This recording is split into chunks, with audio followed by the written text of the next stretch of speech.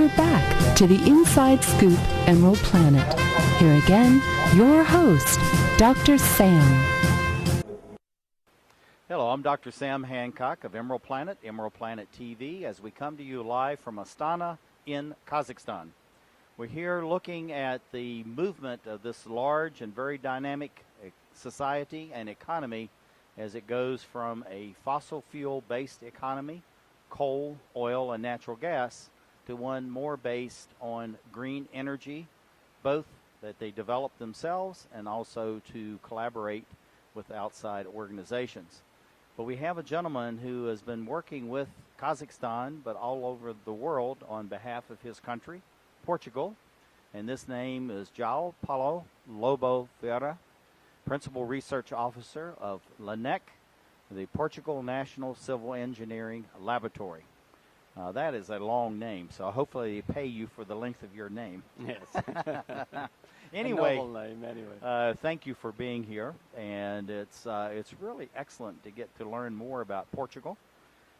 Small country, but huge footprint in the world of green energy and green renewable of all kinds of things, and particularly in the area of waste, which is really, it's a new biofuel, and that's what we want to talk about in all this.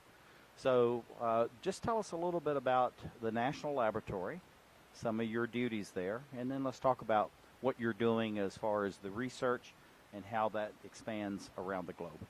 Thank you. It's a pleasure to be here, being interviewed by you, Dr. Samuel. It's my pleasure to forward what I have been doing. I was born really in Mozambique. My grandfather was born in Goa, my grandmother in Luanda. I have family in Brazil. So my family is going around the world. So science is also without boundaries. So what we are trying to achieve here in LENEC is something that is a 70-year history. So LENEC is a state ministry, and we have 17 years working in different kind of departments, thematics, like hydraulics in the environment, buildings, materials, structures.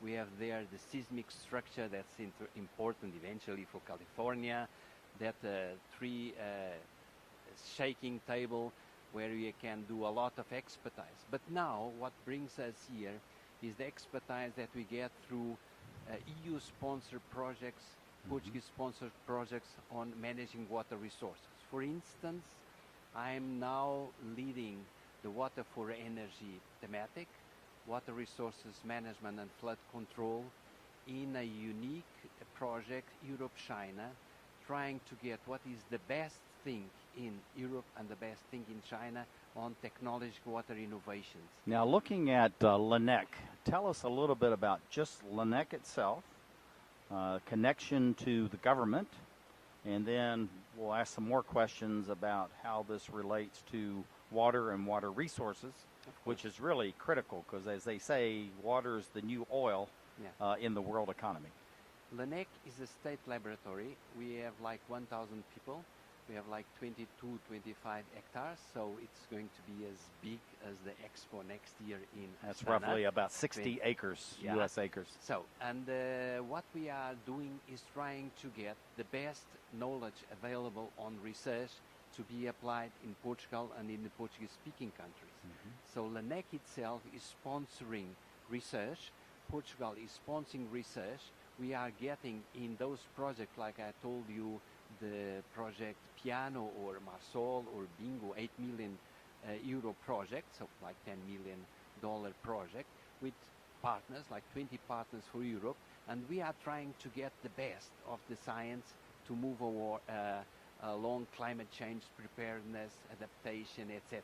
Now, looking at the whole notion of water, and I want to really focus on wastewater because this is something critical. You have a unique message at the Astana Economic Forum about this.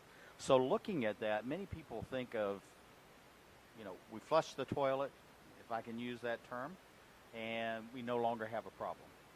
And we think of it as a waste. But in today's 21st century, that is, you know, pure carbon in a sense, Yes. and it's something that's an energy source. Yes. It's also a fuel source, Yes. a food source. Yes. So it has so many different uses. So it really is not a waste. So what should we call it? Yes. And then what's the impact within society? Yeah. You are just targeting one of the most relevant issues in the European Union these days, is trying to get from the line economy, so you have the mining, your production, consuming, and waste, and this waste go to the waste disposals, to a circular economy where in Europe in a couple of years, 2020, 2030, we are targeting a waste-free society.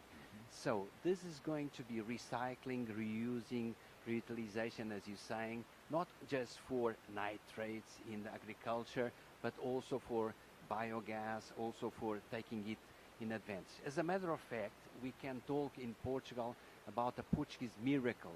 So it was just like a couple of decades ago, 48% of water supply and sanitation. Now it's 99.8%. And this Now tell us that again. What was that term? it was about half, 50%, and now What it's was what? It's the water supply to the people, to the people of Portugal. So I we see. have 15 million Portuguese, 10 in Portugal, 5 outside, like Right. a lot in the United States, 1.5 million. But nevertheless, the water supply and the wastewater treatment was far from the European Union. Now is above average, and also by all those institutions that are created to control.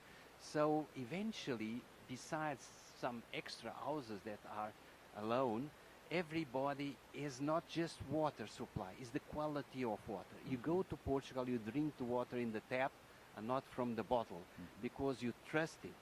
And also the wastewater, we have very beautiful, I invite you to go to Lisbon to see the Lisbon water treatment plant. It's just like a museum. The roof is just like a garden, like the ending gardens of Babylonia. You can find there from waste. So instead of going just to pollute the rivers, we are going to use this amount of water. Besides, I am leading one of the just 29 action groups of the European Innovation Partnership on Water. And I'm doing that to market, manage aquifer recharge. And what we are targeting is to have this managed aquifer recharge of wastewater, as you're saying, going through artificial aquifers of layers where we are researching the types of sediments so that the amount of water flowing through is cleaned while the process is flowing. When And it this is going to be all natural, and all it's using, natural, and no using energy, no energy whatsoever. energy is flowing. But when it reaches the stream, it's already clean.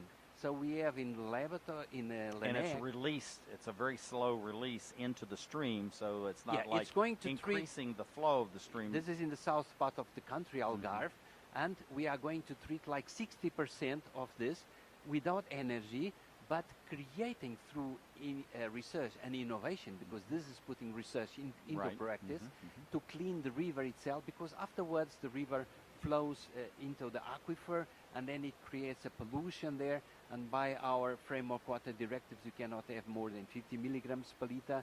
So in a way, without using energy, we are cleaning it, and clean is rehabilitation. Of course, the United States have a huge amount of expertise. I've been traveling around, and I have friends in Berkeley, and so I'm not teaching them. I'm just saying in Portugal what we are doing, not trying to be a little Ornesis, like my German friends would say, but nevertheless, this is for but what we are trying to see is what are the appropriate technologies that could save energy. Besides, Well, let's stop right here. So Okay. we're going to save energy, Yes. which is critically important.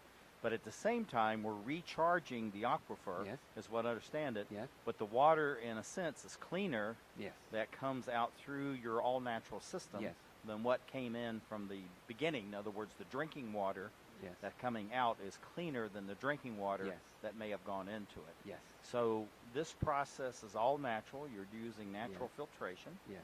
And what are the different layers? Or is that something that's dependent on the location No, of the aquifer itself? No, in Ladakh itself, it's a very sound and wise question.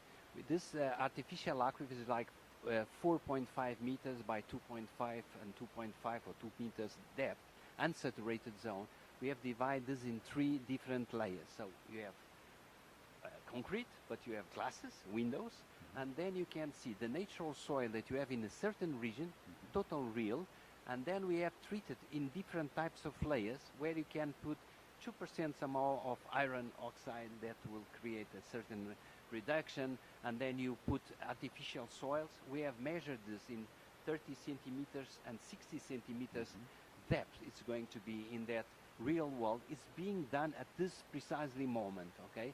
And the interesting thing is research is totally compatible with the hectares.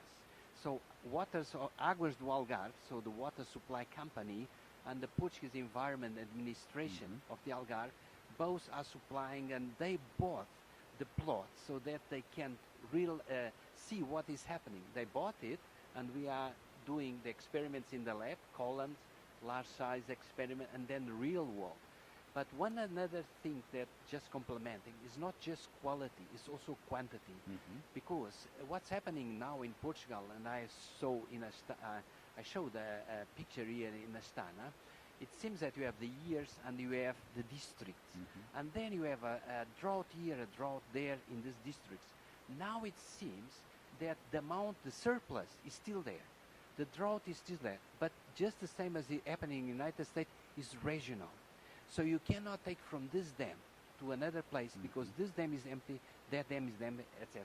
So we are trying to put the extra amount of water in the wet years from the rooftops of the greenhouses into the floor. When the drought comes, we are doing the mathematical modeling to see the travel time, and then you are able to pick them up. Yeah, in other words, to take that, because in other words, you're creating a natural reservoir of this water, and you allow that to sequester until you actually need the water in the future. Now, we're about running out of time. Okay, so looking at Lanec, what do you see for the future research and development, specifically as far as what we're calling wastewater, or some people call biomass energy, and recharging the aquifers for water? And we only have about 45 seconds. Okay, no problem. I'm trying to get a small amount of dams without watersheds that you use also eolic energy, trying to pump back when you don't need the electrical supply from the wind. So you have a cascade of reservoirs without watersheds that will produce energy. In this way, the extra amount could go into the floor, and you have also extra quality and quantity. So trying to be wise to have a safer world in the future, because the resources are there. So we have to learn how to use them in an optimized way. Okay, fantastic. Thank you very much. And thank you for being with us, dear viewer, as we look around the world to create the Emerald Planet.